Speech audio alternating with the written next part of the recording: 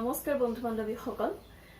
আজি নতুন ভিডিঅ'লৈ মই হিৰামণি শৰ্মাই আপোনালোকৰ ওচৰলৈ আকৌ এবাৰ আহিছো আৰু মোৰ ইউটিউব চেনেল হিৰামণি শৰ্মা বুলি যেটো আপোনালোকে খুব মৰমেৰে চাই আছে আৰু বিশেষকৈ ছাত্ৰ ছাত্ৰীৰ সুবিধাৰ্থে মই এইকেইদিনত কি দি আছো আপোনালোকে দেখিছে যে কেমিষ্ট্ৰিৰ বিভিন্ন ধৰণৰ ফাৰ্ষ্ট ইয়াৰ এণ্ড ছেকেণ্ড ইয়াৰৰ ষ্টুডেণ্টখিনিৰ বাবে উপযোগী হোৱাকে মই কিছুমান চেপ্টাৰ্ছ পঢ়াই আছো আৰু বহুত ষ্টুডেণ্টে এইটো চাইও আছে আৰু নিশ্চয় তোমালোকৰ অকমান হলেও এই লকডাউনৰ সময়ছোৱাত উপকৃত হৈছা আৰু আজি দেখিছে মোৰ সৈতে এগৰাকী ছাত্ৰী আছে আৰু অতিথি হিচাপে মই তেওঁক ইনভাইট কৰি আনিছো আৰু লগতে এই ভিডিঅ'টো তোমালোকৰ কাৰণে বিশেষকৈ ছাত্ৰ ছাত্ৰীসকলৰ কাৰণে খুব উপকৃত হ'ব গৈ আছে সেইকাৰণে এই ভিডিঅ'টো শেষলৈকে চাবা তোমালোকে আজি হয়তো বহুত কিছুমান আমাৰ যিবিলাক কুৱেৰি থাকে বিশেষকৈ আমাৰ এন্ট্ৰেন্স এক্সাম ৰিলেটেড হেনেকুৱা ৰিলেটেড বহুত কুৱেশ্যন মই তেওঁক সুধিম আৰু তেওঁৰ পৰা জানিম এতিয়া বলা আমি এই ভিডিঅ'টো আৰম্ভ কৰোঁ আৰু যাওঁ প্ৰথমতে তেওঁৰ পৰিচয়টো ল'বলৈ স্বাগতম জনাইছো ৰাজশ্ৰী শৰ্মা নমস্কাৰ মোৰ হিৰামণি শৰ্মা বুলি ইউটিউব যেটো চেনেল তুমিও চাই আছা আৰু য'ত মই কেমিষ্ট্ৰিৰ বিশেষকৈ চেপ্টাৰ্ছবিলাক মই ৰেগুলাৰলি মই দি আছো আৰু তুমি 2016 পৰা 18 লৈকে মোৰ ছাত্ৰী আছিলা হায়াৰ ছেকেণ্ডাৰীত আৰু এই ছাত্ৰী হিচাপে অতিথি হিচাপে মই আজি মাতিব পাই খুব ভাল লাগিছে একচুৱেলি যেতিয়া ছাত্ৰ ছাত্ৰীৰ উন্নতি হয় শিক্ষকৰ সকলোতকৈ মানে বেছি গৰ্বৰে বুকুখন ভৰি পৰে আৰু তেনেকুৱাই এগৰাকী ছাত্ৰী মোৰ ৰাজশ্ৰী শৰ্মা বিশেষকৈ 16 to 18 নলবাৰী শংকৰদেৱ একাডেমীত পঢ়িছিল ৰাজশ্ৰী শৰ্মা আৰু সেইখনতে মই শিক্ষকতা কৰিছিলোঁ যাৰ বাবে ৰাজশ্ৰী শৰ্মা মোৰ ছাত্ৰী হিচাপে আজি তেওঁৰ পৰিচয়টো হৈছে তেওঁ এগৰাকী IITian তো বলক তেওঁৰ পৰাই জানো বৰ্তমান তেওঁ কি পঢ়ি আছে ক'ৰ পৰা কেনেকৈ কি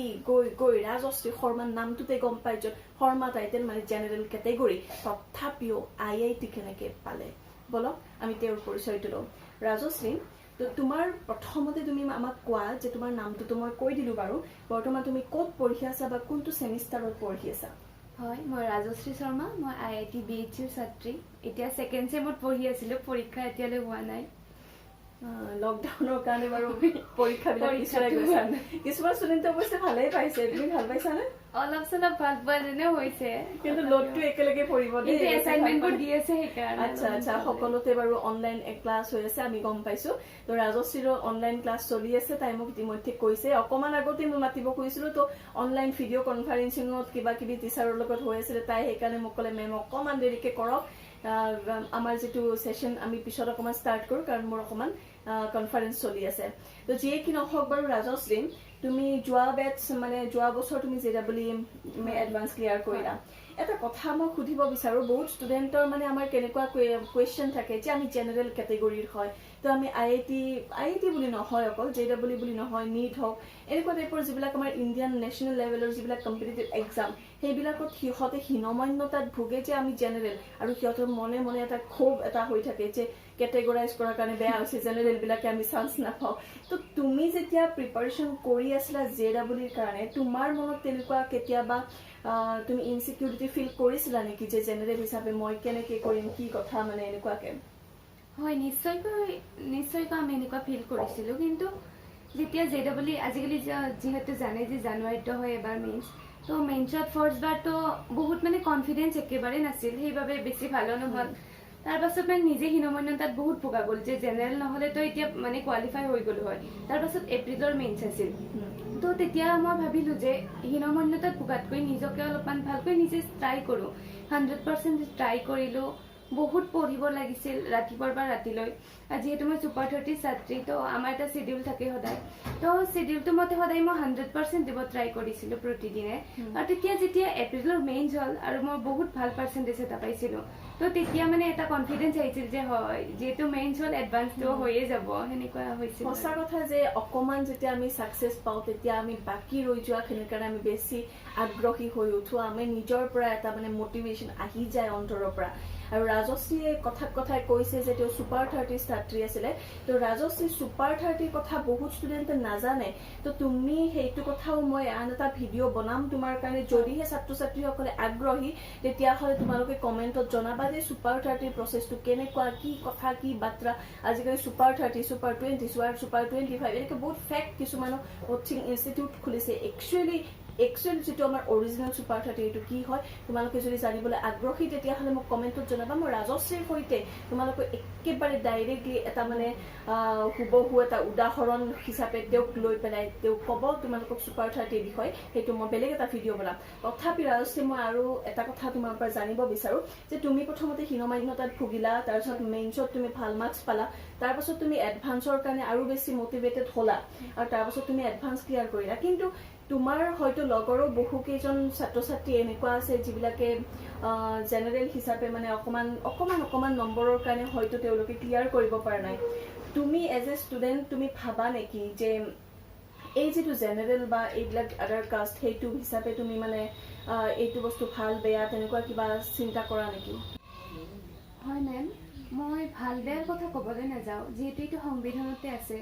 আৰু ভীমৰাও আম্বেদকাৰে এনেকৈতো দিয়া নাছিলে কিন্তু কিছুমান আহুৱা থাকি যায় কিন্তু আমি সেইটো সলনি কৰিব নোৱাৰোঁ আমি এতিয়া সিমান জ্ঞানো নহয় আৰু কিছুমান বস্তু আমি নাজানো এতিয়ালৈকে আৰু পৰীক্ষাৰ লগত টান পালোঁ বুলি যে আমি চেঞ্জ কৰিব কথাটো ভাবিম সেইটো মিছা কাৰণ আমি অধ্যাৱসায় আৰু চেষ্টাৰ সাধ্য যিহেতু একো নাই তো চেষ্টা কৰি যাব লাগে আমি তো এক্সামৰ আগত মই এইটোৱে ভাবিছিলোঁ যে এই নিয়মবোৰ চেঞ্জ কৰাৰ পৰিৱৰ্তে নিজকে অলপ চেঞ্জ কৰোঁ নিজকে চেঞ্জ কৰি অলপমান বেছি পঢ়োঁ তেতিয়াতো আমি নিশ্চয় পাম সেইটোৱে ভাবিছিলোঁ মই একেবাৰে সুন্দৰ কথা কৈছে ৰাজশ্ৰী শৰ্মাই যে তেওঁ কৈছে যে পৰীক্ষাৰ আগত যেতিয়া আমি নম্বৰ কমকৈ পাম তেতিয়া আমি ছিষ্টেমক দোষাৰোপ কৰিব যোৱাতকৈ আমাৰ অকণমান টাইম থাকোঁতে আমি যদি নিজক সলনি কৰি কাৰণ আমি মানুহ জাতিটোৰে এনেকুৱা এটা জীৱশ্ৰেষ্ঠ বুলি যাক কোৱা হয় আমাৰ পাৱাৰ কিন্তু আল্টিমেট আছে আমাৰ বহুত পাৱাৰ আছে যে নিজকে আমি চেঞ্জ কৰি অকণমান বেছি কষ্ট কৰিব লাগে তো আমি এটলিষ্ট আজি যদি জেনেৰেল হিচাপে গৰ্ব কৰিব পাৰি ন যে জেনেৰেল হিচাপে IITত পাইছোঁ তেনেকৈ ক'ব পৰাকৈ সেইখিনিৰ কাৰণে অকণমান ডেফিনেটলি অকণমান কষ্ট লাগিব তো ৰাজশ্ৰীৰ মতে হৈছে যে ছিষ্টেমক সেইখিনি সময়ত দোষাৰোপ নকৰি পেলাই তেওঁ কি কৰিছিলে নিজৰ পঢ়াত মনোযোগ দিছিলে তো ছাত্ৰ ছাত্ৰীসকল তোমালোকেও যিবিলাকে জেনেৰেল কেটেগৰাইজ হৈ পেলাই ছিষ্টেমক দোষাৰোপ কৰি সময় নষ্ট নকৰি পেলাই ছিষ্টেম বাদ দিয়া ডাঙৰ হৈ পেলাই যদি সেইটো লেভেলত পোৱা যে তুমি ছিষ্টেম চেঞ্জ কৰিব পৰা হোৱা তেতিয়াহ'লে কৰা যি কৰা কিন্তু ছাত্ৰ অৱস্থাত তুমি সেইবিলাক চিন্তা কৰা বাদ দি পেলাই তুমি পঢ়াত মনোনিৱেশ কৰা কাৰণ তোমালোক একোগৰাকী কিন্তু একোগৰাকী IITৰ হ'ব পাৰা কাৰণ তোমালোকৰ সপোনটো ইমান ডাঙৰ সপোন দেখিছা যিহেতু অকণমান কষ্ট কৰিবই লাগিব তো ৰাজশ্ৰী মই তোমাৰ ওচৰলৈ আকৌ আহিব বিচাৰিছোঁ যে যিহেতু তুমি জানা যে মই তোমাকো পঢ়াইছিলোঁ কেমেষ্ট্ৰি আৰু বৰ্তমান মই এখন কলেজত কাম কৰি থকাৰ লগতে মই ছাত্ৰ ছাত্ৰীসকলক ভিডিঅ'ৰেও মই কিছু শিক্ষা দিবলৈকে চেষ্টা কৰিছোঁ যিমানখিনি পাৰিছোঁ কাৰণ যিহেতু ভিডিঅ'ত গোটেইখিনি বস্তু দিয়াটো অসম্ভৱ তথাপিও মই তোমাৰ পৰা ছাত্ৰ ছাত্ৰীসকলক জনাব বিচাৰিছোঁ যে এজ এ ষ্টুডেণ্ট তুমি যেতিয়া প্ৰিপাৰেশ্যন কৰি আছিলা তুমি JEEৰ কাৰণে তুমি মেথছ ফিজিক্স এণ্ড কেমেষ্ট্ৰি এই তিনিটা বস্তু তুমি পঢ়িছিলা এই তিনিটা ছাবজেক্টৰ ভিতৰত তুমি একচুৱেলি কোনটো ছাবজেক্টক তোমাৰ ষ্ট্ৰং পইণ্ট হিচাপে বনাইছিলা কাৰণ মই জানো যে তিনিওটা ছাবজেক্ট কাৰো ষ্ট্ৰং পইণ্ট নাথাকে নিৰ্দিষ্ট এটা বা দুটাক ষ্ট্ৰং হিচাপে বনালে এটা ইজিলি এটা এনেকুৱা টাইপৰ এক্সাম এটা অকণমান কোপ আপ কৰিব পাৰি তো তুমি কোনটো মানে ছাবজেক্ট ইজি পাইছিলা বা কোনটো তোমাৰ কাৰণে লাইফ ছেভিং ছাবজেক্ট বুলি তুমি ক'বা হয় সেনেকৈ PCMৰ ভিতৰত ফাৰ্ষ্ট অফ অল মেথছ মোৰ ফেভাৰিট আছিল সৰুৰ পৰা কিন্তু যেতিয়া গ'লোঁ বৰ্ডতো এইটো কথা হ'ল আৰু এণ্ট্ৰেঞ্চতো এইটো কথা যে কেমেষ্ট্ৰি নহ'লে নহয় একচুৱেলি কেমেষ্ট্ৰিতে চবচে বেছি মাৰ্ক আহে এইটো বৰ্ডৰ ক্ষেত্ৰতো এণ্ট্ৰেঞ্চৰ ক্ষেত্ৰতো কাৰণ মেইনছততো গোটেই NCERTখন যদি আপুনি ভালকৈ পঢ়ে তেতিয়াতো মানে বহুত ভাল মাৰ্ক পাব পাৰি NCERT মানে তুমি ক'ব খুজিছা যে first year and second year obviously first year and second আচ্ছা ইয়েৰ আৰু তুমি জনাই দিয়াচোন ফাৰ্ষ্ট ইয়েৰৰ পৰা ধৰা কোনটোৰ পৰা কেনেকুৱা পাৰ্চেণ্ট আহে বা কোনটো বেছি ইম্পৰ্টেণ্ট ফাৰ্ষ্ট ইয়েৰ আৰু second year first year second year দুয়োটাই ইম্পৰ্টেণ্ট কিন্তু থাৰ্মোডাইনামিক্স এণ্ড অৰ্গেনিক এই থাৰ্মোডাইনামিক্সৰ পৰা এটা হিউজ পাৰ্ট আহে আৰু এডভান্সত বিশেষকৈ অৰ্গেনিক্সৰ পৰা বহুত পাৰ্ট আহে আৰু ইনঅৰ্গেনিকখিনি যদি আমি মেইনছ আৰু এডভান্স দুয়োটাৰে কাৰণে NCERTখন যথেষ্ট তো ছাত্ৰ ছাত্ৰীসকল তোমালোকে দুয়োটাই পঢ়িবা বিশেষকৈ ফাৰ্ষ্ট ইয়েৰৰ পৰা 60% মাৰ্কছ আহে বুলি আমি জানো এণ্ট্ৰেঞ্চত আৰু সেইকাৰণে ফাৰ্ষ্ট ইয়েৰটো ইগন'ৰ একেবাৰেই নকৰিবা জপাৰ বেটছকো কৈছোঁ লগতে যিসকলে বৰ্তমান ফাৰ্ষ্ট ইয়েৰত পঢ়ি আছে তোমালোকে এতিয়াৰ পৰা এইখিনি বস্তু ক্লিয়াৰ কৰি থকা যাতে NEET হওক JEE হওক তোমালোকে যাতে ভালকৈ কোপ আপ কৰিব পাৰা তো ৰাজশ্ৰী কৈছে যে কেমেষ্ট্ৰি হৈছে এনেকুৱা এটা লাইফ ছেভিং ছাবজেক্ট যিটোৱে একচুৱেলি মাৰ্ক কেৰি কৰাত বহুত অৰিহণা যোগায় তো ৰাজশ্ৰী মই এটা কথা ক'ব বিচাৰোঁ তুমি এনেকুৱা কিবা কিতাপৰ কথা কিবা ক'ব বিচাৰিবা নেকি যে এইটো কিতাপ একচুৱেলি মানে এণ্ট্ৰেঞ্চ লেভেলত বিশেষকৈ JEEৰ কাৰণে ভাল বিশেষকৈ কেমেষ্ট্ৰিৰ কথা মই কৈছোঁ কেমেষ্ট্ৰি বা বেলেগ ছাবজেক্টবিলাকৰ কথাও কোৱা তথাপিও কেমেষ্ট্ৰি মই হাইলাইট কৰিছোঁ কাৰণ মই অবভিয়াছলি কেমেষ্ট্ৰি টিচাৰ হয় তো মোৰ ষ্টুডেণ্টখিনিয়ে যাতে বস্তুখিনি ষ্ট্ৰং হয় সেইটো মই বিচাৰিম সদায় তো কোৱাচোন তুমি কি কি কিতাপ ফ'ল' কৰিছিলা মেইনছৰ কাৰণেতো মই অনলি কেমেষ্ট্ৰিৰ বাবে NCERT পঢ়িছিলোঁ আৰু এডভান্সৰ কাৰণে যিহেতু অলপ হাই লেভেলৰ আমি অলপতো ভালকৈ পঢ়িবই লাগিব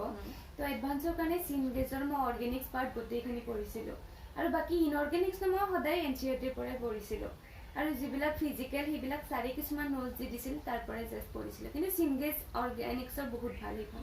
তাৰ পৰা বহুত কমন পৰি যায় মানে আৰু এটা কথা মোক ক'বা নেকি যে